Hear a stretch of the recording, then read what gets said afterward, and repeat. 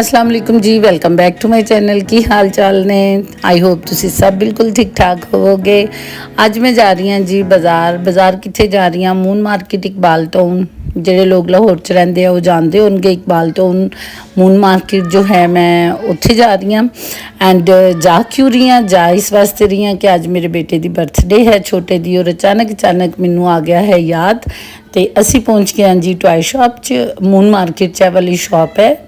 बहुत रिजनेबल इन्हां दियां प्राइसिस सी, और बहुत अच्छी प्राइसिस इन्हां दियां। अच्छा, यहाँ पे मुझे क्या पसंद आया था, मुझे वो जो सुपर हीरोज़ होते हैं उनका एक पैक पसंद आया। और उस तो अलावा मैनू जी इत्थे असी एक लैंबरगिनी लैनी सी, जो मेरा बेटा कह रहा सी कि मैनू एक लैंबरगिनी भी चाहिए है।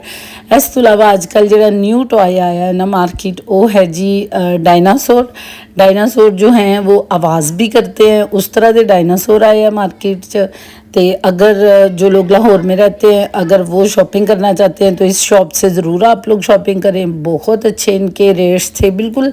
जब आप मून मार्केट में एंटर होते हैं ना, तो बिल्कुल वो जो है जहाँ पे वो तिक्कू वगैरह वाली दुकानें हैं, एमसीबी वाली साइड से अगर हम जाएँ तो एमसीबी वाला जो बरामदा है ना, उसमें पहली गली है बिल्कुल, जहाँ पे वो सीख तिक्के वगैरह लगते हैं ना, उनके साथ जो पहली गली है उत्थे वाली दुकान है। और बहुत अच्छे और बहुत रिजनेबल रेट ने इन्हों दे, क्योंकि असी क्रीम ब्लॉक गए सी, उत्थे गोल चक्कर दे उत्ते जिहड़ियां असी दुकानां देखियां, जैसे एक गाड़ी है वो 6000 की मिल रही है, तो इन्होंने सानू वो वाली गाड़ी तकरीबन 4500 विच दी। बहुत अच्छी, मेरे बेटे नू जैसी पसंद सी असी उस तरह की गड्डी लीती। रस्ते विच असी जी शवारमा प्लेटर लीते, मैं अपने वास्ते रेगूलर शवारमा, और मियाँ जी ने लीता जी अपने वास्ते शवारमा प्लेटर। असी वो खाधा ते घर आ गए। तो अपना बहुत सारा ख्याल रखियो, मैनू भी अपनी दुआवां च याद रखियो। टेक केयर, अल्लाह हाफिज़।